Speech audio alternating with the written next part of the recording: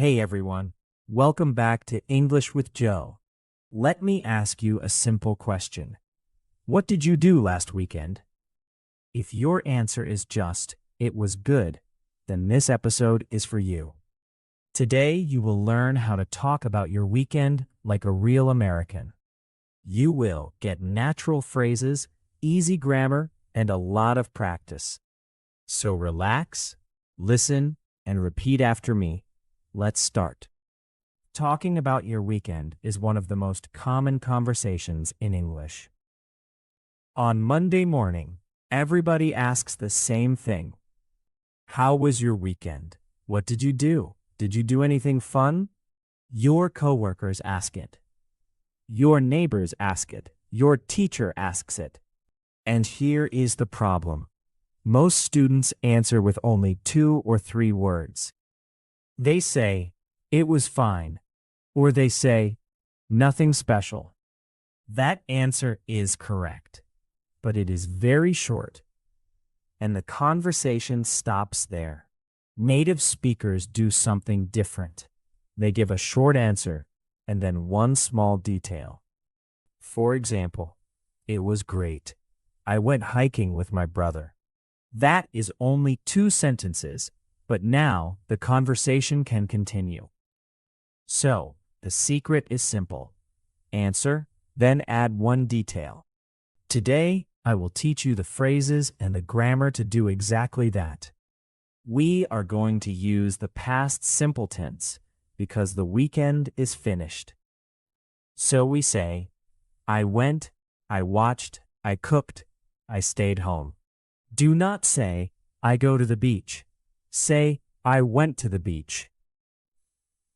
Okay, let's learn the vocabulary and the phrases. Phrase number 1. How was your weekend?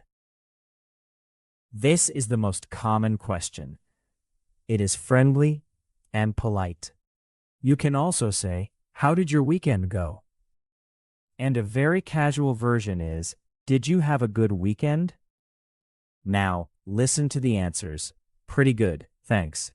How about you? Notice that last part. How about you? Always ask back. That is polite in American English. Phrase number 2. I had a quiet weekend. Quiet means calm, relaxing, and not busy. So if you stayed home, you can say, I had a quiet weekend. I just relaxed at home. The opposite is, I had a busy weekend. I barely had time to rest. Barely means almost not at all. I barely had time. I had almost no time. Phrase number 3. I ran some errands.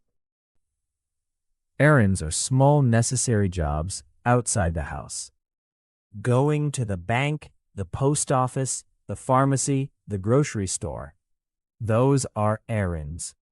So you can say, on Saturday, I ran some errands, and then I cleaned the apartment.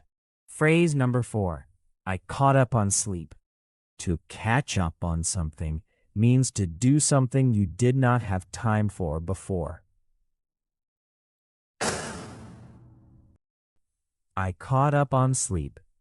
I slept extra because I was tired all week. You can also say, I caught up on my favorite show, or I caught up with an old friend. Catch up with a person means to meet and talk after a long time. Phrase number 5. I had people over. To have people over means friends or family came to your home. On Sunday, I had a few friends over, and we grilled in the backyard. Grilled means we cooked outside on a barbecue. Americans love this. Phrase number 6. I went out for dinner. Went out means you left the house for fun. Restaurant, movie, bar, party. We went out for dinner on Saturday night, and the food was amazing. The opposite is, I stayed in. I stayed in on Friday and watched a movie. Stay in means stay home. Go out means leave home for fun. Very simple. Phrase number 7. Nothing much, just the usual. This is a perfect answer when your weekend was normal. Nothing much means nothing special. Just the usual means my normal routine. But remember, always add one detail after it so the conversation continues. Nothing much, just the usual. I did some laundry and watched a little football. Phrase number 8. It flew by. When time goes very fast, we say, it flew by. My weekend flew by. It felt like 2 hours, not 2 days. You will hear this every Monday in every American office. Phrase number 9. I am beat. Beat means very tired, exhausted. I had a long weekend and I am beat. I need a coffee. Another way to say it is, I am wiped out. Same meaning, very tired. Phrase number 10. I am looking forward to next weekend. Look forward to means you feel happy about something in the future. I am really looking forward to next weekend. We are going to the lake. Remember the grammar here. Look forward to plus verb with ing. Looking forward to seeing you. Now, let me use all of these phrases in a real story about my weekend. Listen carefully and try to hear the phrases we just learned. My weekend was pretty good, but honestly, it flew by. On Friday night, I stayed in. I was tired from work, so I made a simple dinner and watched a movie. I went to bed early because I really needed to catch up on sleep. On Saturday morning, I woke up late, around 9, and I made a big cup of coffee. Then I ran some errands. I went to the bank, I stopped at the post office, and I picked up a few things at the grocery store. The store was crowded, so I barely finished before lunch. In the afternoon, I met an old friend for coffee. We had not seen each other in months. It was really nice to catch up with him. We talked for almost 2 hours.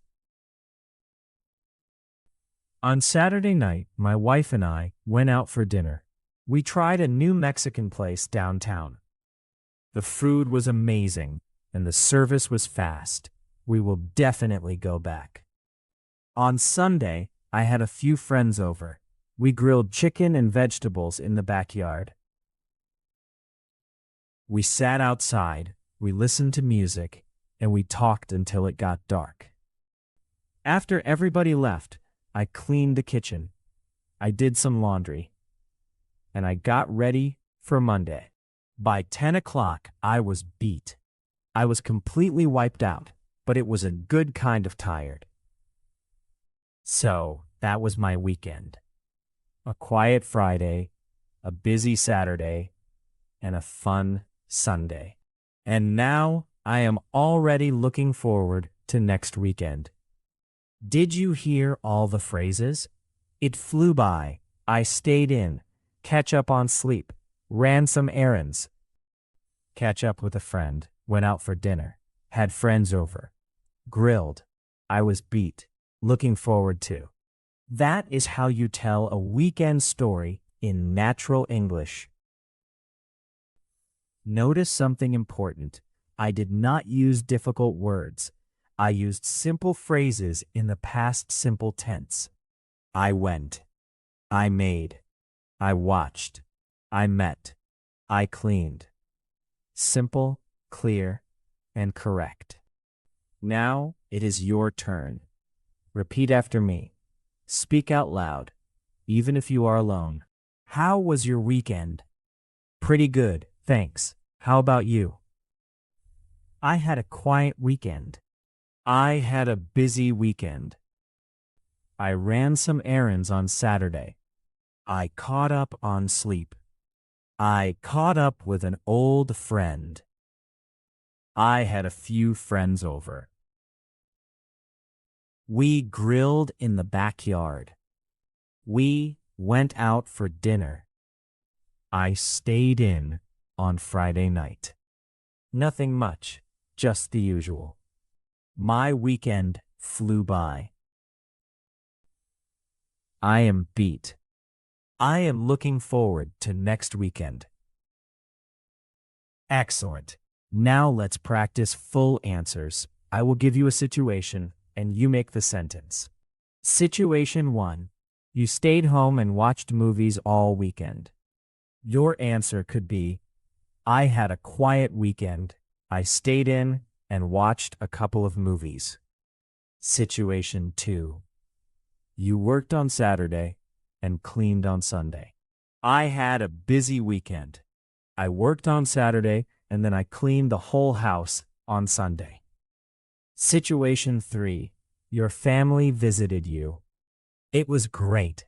I had my family over and we cooked a big lunch together. Situation 4. You were very tired and slept a lot. Nothing much. I just caught up on sleep because I was really beat. Good job. Say these answers 2 or 3 times and they will become automatic. Now the quiz. I will say a sentence and you finish it. I will give you the answer after a short pause. Question 1. Small jobs like going to the bank and the post office are called what? Errands. I ran some errands. Question 2. What phrase means very tired? I am beat or I am wiped out. Question 3. What do we say when time passes very quickly? It flew by.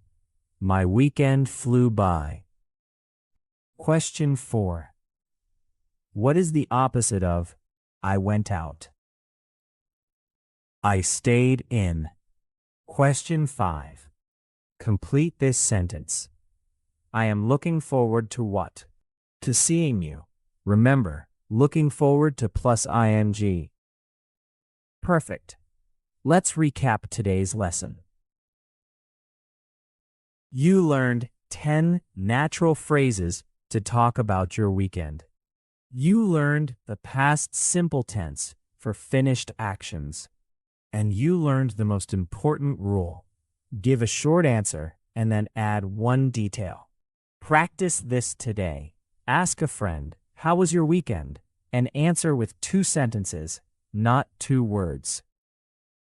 If you want to improve your English with simple conversations every day, subscribe to English with Joe.